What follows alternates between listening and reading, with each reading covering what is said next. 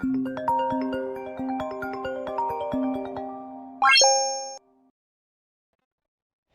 guys, and I've got a mammoth task today. That is to review the Mark 1 Volvo XC90 first generation from 2003, like this one, to 2014. So we're going to go through everything from engines to spec to all the rest of it that you need to know, a complete buyer's guide to get one of these in the best condition possible.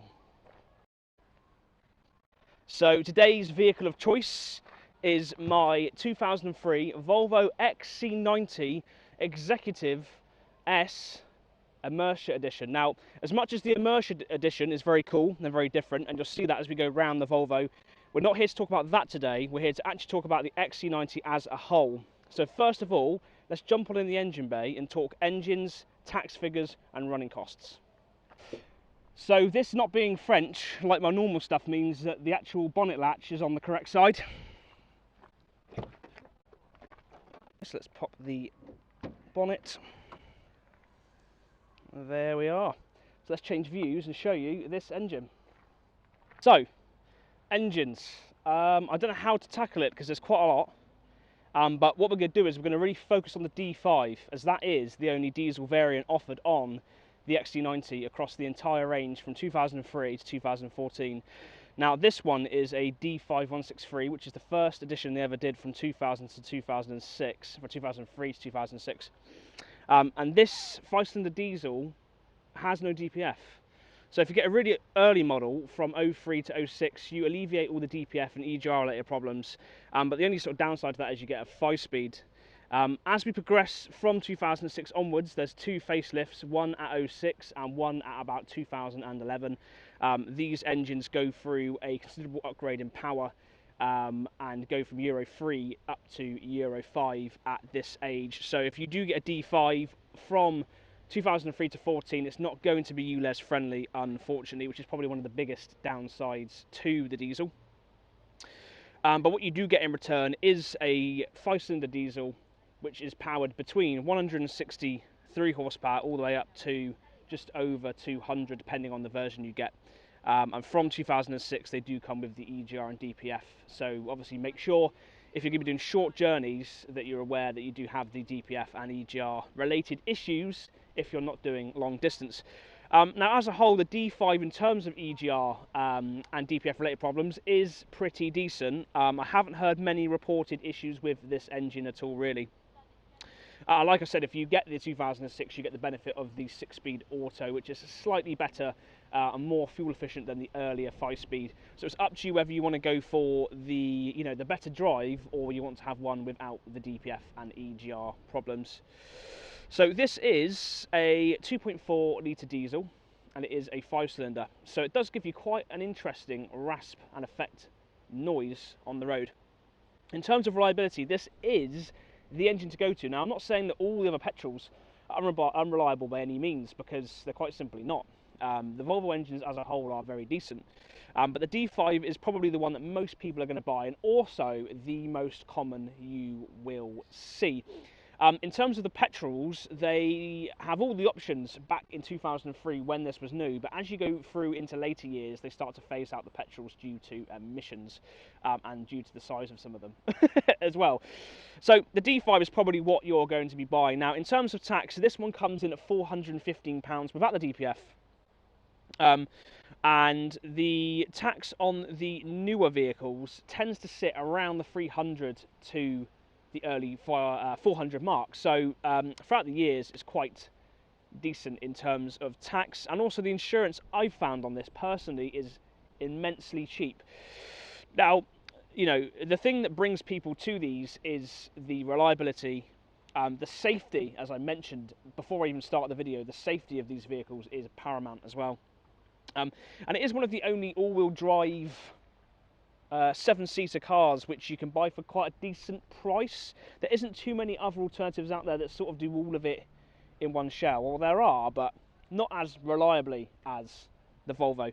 So in terms of the 2.4, maintenance is easy. It's also quite cheap. You can do it yourself. It's very, very simple to run. And really, there are only a few issues to watch out for on this D5 engine. And actually, a lot of these issues are quite paramount for all of them.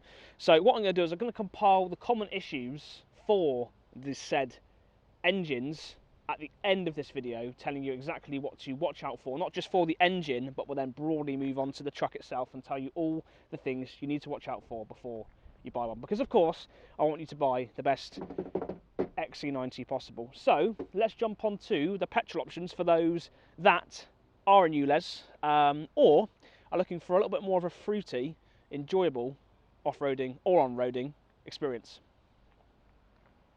Oh, other engines, there's quite a selection. So obviously you start with the smallest engine of the range, which is the 2.4 5-cylinder diesel, and then you progress straight into a 2.9 twin turbo straight six petrol, which is quite a jump up for a start, but that is only where it begins. So the 2.9s are an earlier model, and they sort of go up to about 2006 to 8 period, and that is as far as they went. In terms of reliability, it is said to be one of the better engines, but the gearbox for some reason on that engine is a different type of gearbox from the rest of them, which can prove to be quite problematic. So taking that aside, obviously beware of that said problem. They also do a 3.2, which they did for slightly longer into the sort of mid-early 2000s. And if you're very lucky, you can find one up to about 2006, which will be powered by a 4.4 Yamaha V8, which is rather bonkers. Now, the rarity of that is obviously high, very, very rare indeed. And subsequently, each of the engine variants come with a higher tax bracket, understandably, insurance rates, understandably, for what they are. But in terms of performance and noise, for that, they're amazing. And the benefit of obviously is going to be that you will not have to pay any of the ULEZ charges. I'm going to go through it exactly now and tell you the dates and ages and tax rates for all of the following petrol engines.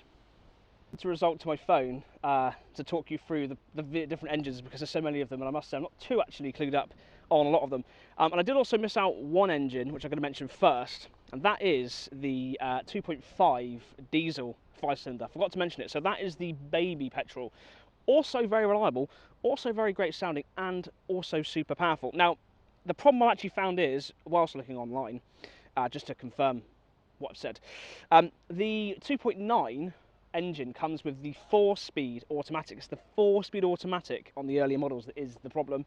Although there's reported issues with the 5 and the 6-speed not being too reliable, so you have to be very careful about the gearbox. And like I said, when we come on to the next part of the video, I'll explain about how you can find that and what you can do about that. So back in 2003, you obviously had the 2.4. This is here and through for the entirety of the range. We've also then had a 5-cylinder. Now this one is sort of the famous love child of the V70R and other hot variants of the Volvo at the time, and that is the 2.5 single turbo engine. They normally sit, but depending on the mapping, between 225 and 250 horsepower, but these are the ones that you can tune up to about 300 horsepower. The similar engines that are used in the STs are awful on fuel, tax is fairly high, but very reliable. So both the 2.5 and the 2.4 diesel, super reliable.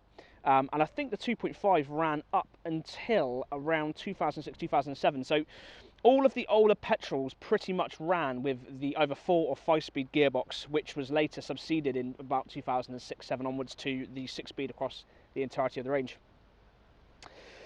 So all those engines came in. There was obviously the 4.4 V8, super rare. Again, the thing is with the V8 is it's actually held value in quite a crazy manner. The thing with the V8 is that they're hard to come by, but also if you get a cheap one, it's full of issues. And if you can find yourself a decent one, you actually are paying big money. It's because of the rarity of them. The engine is a peach as well. So it's one that probably people would choose to buy if they're not too bothered about running costs. And then in between these, in 2007, the 3.2 came out to sort of replace the 2.9. And that ran through actually until 2010. So in terms of your petrol engines, at the start, you have the 2.5, you have the V8, and you have the 2.9. And then from 2006-7 onwards to about 2010, you only have the 3.2 and the D5.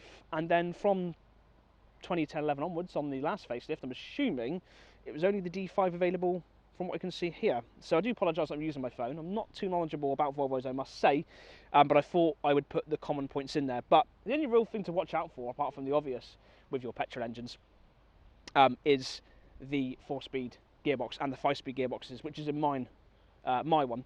Can also be a bit problematic, so we'll go through about those in just a moment. And obviously in terms of tax rates, I haven't looked, but I will now, and I'll tell you. So tax is summarised as simple as this. Now this is for 2024, so that is obviously going to go up every year, unfortunately, but the 2.5, 2.4 and 2.9 up to 2006 are all £415. The V8 is, for the entirety of its range, for £740 a year, which is quite a hit, as you would probably imagine. And as you progress from 2006, the petrol 3.2 and the 2.4 are all still same 415 tax bracket, as far as I can see from what online says. Don't quote me, but that seems to be the case. So there we go. It's whether you go for ULEZ or non-ULEZ is really probably the deciding choice. And again, it shows why the D5 is so popular. Now, so the gearboxes. Now, if you have a overwhelming concern about your auto box or about auto boxes, they do manuals, but they are of the rarity. And the other problem is with the manuals, they're also quite expensive because of the rarity of them. People tend to price them a little bit higher. So the best way to make sure you test the gearbox properly is to test it in, obviously, park, reverse, neutral, drive, but also to stick it into the manual mode and make sure that it's shifted between the gears. If you find that it's holding revs or it's holding gears for quite a long time, then that would suggest that the oil would need replacing. But if you find that it's sort of holding revs and isn't moving, and there's sort of almost like a clutch slipping feel, that it might need a valve replacement or clutch replacement in the gearbox. So it's almost certainly vital that you do check the gearbox properly and try it in all the modes. The easiest way to tell of clutch slippage on these is to drop down to second or third on a hill and then to rev it and see if your revs match the movement of the car. If the car's barely moving and the revs are up at 3, 4, 5,000, then you know there is a problem with the gearbox that's beginning to show itself. Okay guys, so while we're here, common issues. I'm going to start from the back and then I'm going to go to the rear. If there's anything I miss, I do apologise, but obviously I will try my best to get as many of them as possible. So on all engines, a common one around this sort of age and mileage now, with a lot of these that are hitting, you know, almost 20 years old, you know, 10, 15, 20 years old, the power steering pump. As you can see on my car, that has indeed been replaced. Common problem, quite a simple fix, but if the steering is very heavy, or when you're driving, you know, you're sort of doing 3-point turns, or you're turning on the spot parking in a parking space, and the steering wheel goes like soft and then lumpy, that's normally the cause. Although, on your older engines, sometimes, rarely, there is a filter inside the reservoir which does block up with dirt and crud over time, and basically block, which can also cause the power steering to be lumpy or stop working. So there'll be your two sort of problem childs here. Another one on the D5 underneath the engine is they come with a pipe that goes down from the back of the turbo and underneath. The standard one has a rubber material which over time degrades and basically sort of crumples in on itself, restricted performance. So a lot of these will obviously have engine covers so you can't see, but you want to make sure that you buy, like this has on it, the aftermarket silicone pipe, which will not obviously you know, suck itself in and compress, because basically it just gets so full of oil from the turbo over time that they basically just get very absorbent and very saggy and stick. So I forgot the name of it, but it's a very important pipe to get changed underneath the engine. Along the front here, obviously mine doesn't have an EGR, but you would be seeing an EGR and everything here. So another common one to do is to check the pipes running from there to the intercooler for signs of excessive oil. That can suggest turbo-related issues or EGRs being blocked and so forth. Obviously, accompanied with that, you would have the smoke from the exhaust. And I've now got a school of kids in the field next to me. Yeah. So yeah, so that's another thing to look at. So another common one is engine mounts. So there are two here, here and here. Well, they're not mounts, but they are brackets for the top engine bracket, and then there's one here as well. These are common ones to go. There's also one down on this side, down on the bottom of the engine. Two, one at the front, one at the back. There's a sort of dog bone looking style mount for the gearbox. So on mine, I had to replace the two on the bar and the one there at the bottom. You can probably see, you see there's two little black dots. That's the new engine mount down there that I've replaced, and that has resolved my engine rocking problem. But this, when I first bought it, was, you could like actually rock it, but now it's pretty bang on.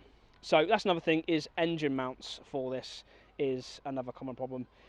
In terms of the engine bay, that's about the only sort of serious ones. Obviously look for oil leaks. And the turbos on these have quite an efficient usage. They sort of will go for up to sort of 200, 150,000 miles on the standard turbo.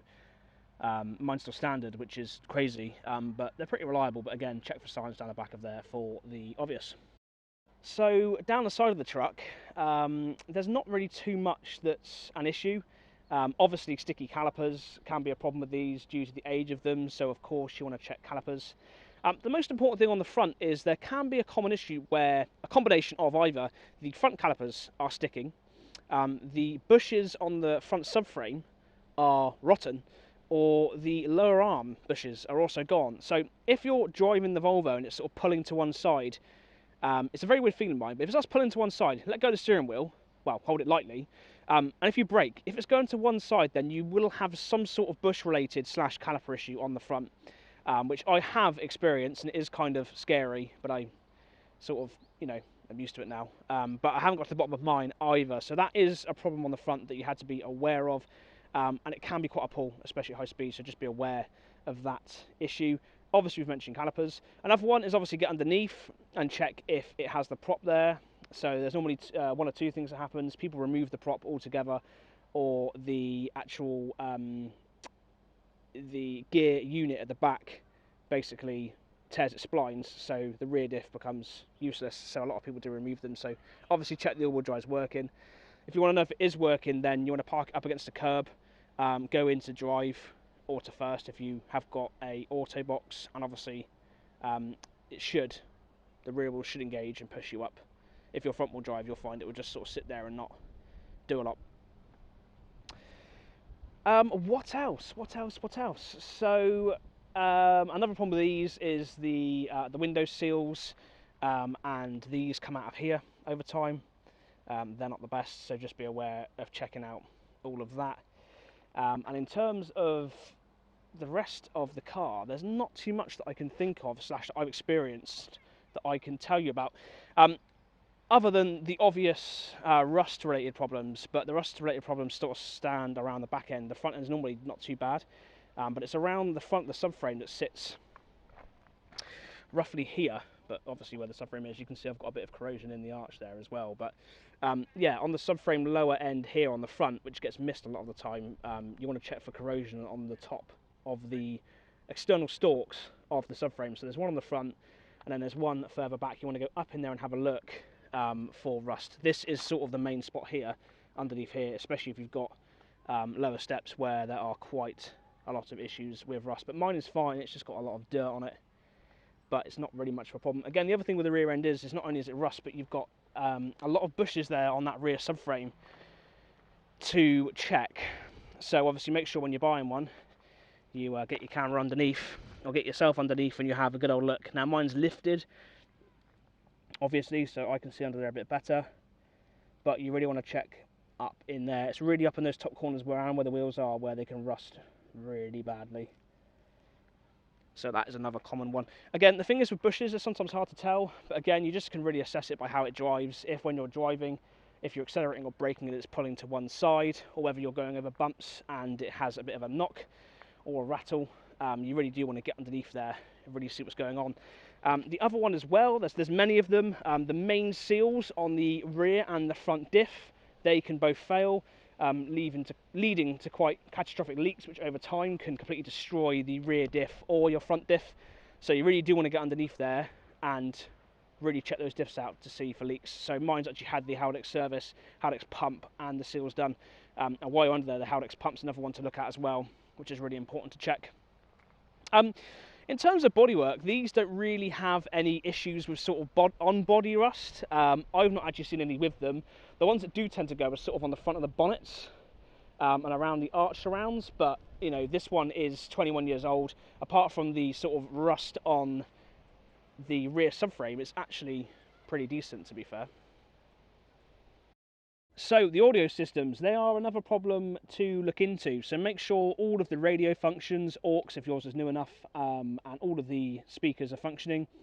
Because this is a fibre optic system, you'll find a lot of these have issues with the radio itself or with the amplifier. I've had a little bit here and there due to a loose ground, which is where I was having, sometimes the front speakers would stop working, sometimes the rears. It was very sporadic, and different speakers were working at different times, which was quite annoying. So you want to take that radio out and check all the grounds and stuff if you own one, but more importantly, if you're going to buy one, just make sure you check the volume, go around and check all of your speakers as well. So that was quite an exhaustive list, but that is really what you really need to look out for. You know, this is 21 years old. Obviously, you know, the newest one now is going to be 10 years old of the Mark 1, so they're all considered very old now. And there's a lot of things you just want to check to make sure you're getting yourself the best deal possible. So another common problem are the boot and the bonnet struts. Boot more importantly, because it's something you'll use more often than the bonnet, hopefully.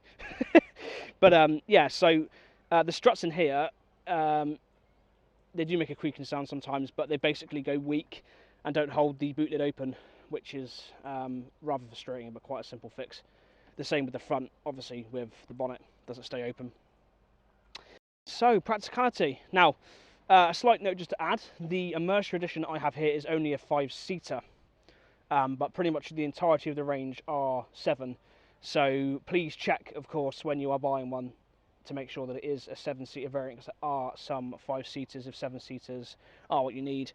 In terms of the interior quality, this is an executive, so it's got the sort of stitched pipe leather. It's a really nice place to be, really nice materials. A way to distinguish the exclusive, at least on the pre-facelift earlier models, is this sort of weird fake wood effect stuff. But yeah, so you've got 5 ample seats, which are fairly adjustable. These can quite quickly fold down completely flat, so you've got a complete flat bootload area. We have got a rear charger. A lot of these have DVD players as well, so we've got a rear charger, a little storage or cigarette tray. We have cup holders as well. Another really cool feature is that this here, you can pull up the handle and slide the whole console out, which gives you more loading through space. So I can't really think of any other benefit of that, but yeah. So yeah, nice little storage bags on the back. You have got the AC in the rear for the rear passengers. There's actually the option with the newer models to select it on or off. Ample storage for a big bottle. There's literally, you can put a big size bottle in every storage bin, which is great. Little bottles, lots of storage space. The footwell itself is fairly low. There's not too much of a high lip where the prop shaft and stuff runs through. And yeah, the seats are comfortable, and it's just a nice place to be. As you can see, there's lots of hooking points along the ceiling where you can hook accessories and things onto like you would want to. The rear end has a twin folding boot lid, so the bottom extends out. Now this is good for 250 kilos or a quarter ton in weight. I'm not so sure about that, but we'll see. So it doubles up as a seat as well as a load lip to enter into the boot. Make sure you find your Volvo one of these. They are really just helpful to have to give a bit more privacy to whatever you put in the boot. And that folds away like that to show you a boot full of cloths, as my boot is full of stuff at this current moment in time. Now, the normal 7-seaters here, you would have cup holders and surrounds here and here on these sides here. These are sort of armrests for rear passengers. You would have the belt mechanism coming down from here on here as well. So like I said, this is quite a rare 5-seater variant. Speaker panels in the back, so the system's really good. You've actually got speakers on the rear, mid and front, so it's a really good sound system. It's really immersive.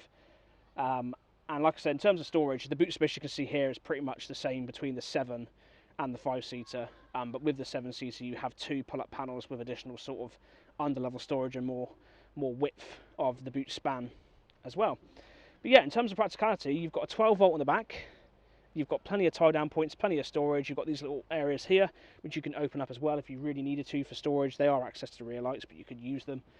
And the rear windows are pretty well vented, so they don't get too steamed up either.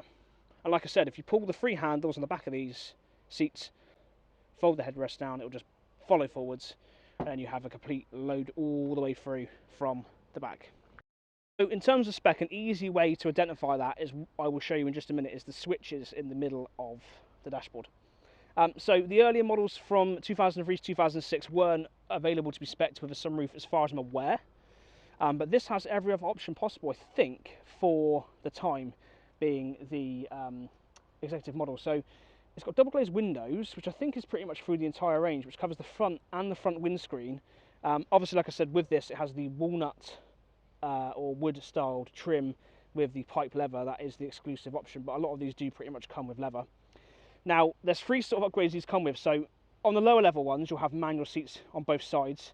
If you then go for a model which is a upgrade from that, you'll get an electric driver's seat, but not passenger seat. And then if you are lucky enough to have good spec, you'll have both electric seats. The driver's comes with memory, and they're also both heated. Again, you can see the heated panel switching below the window switches there. Sometimes they're blanked for models that don't have that as spec.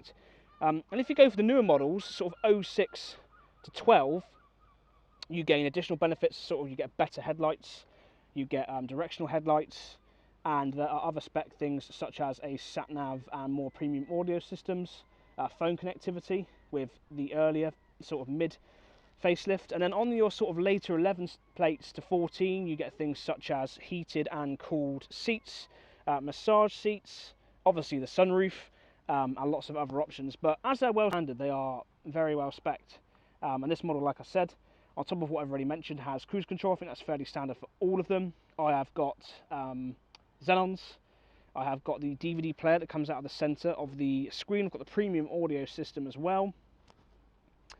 Obviously you have the premium interior with the better leather, the better seats and that. I've obviously got electric on both. I've got rear parking as well. So yeah, it's pretty well spec'd up. It's a very comfortable place to be. And you know, for long journeys, it's decent.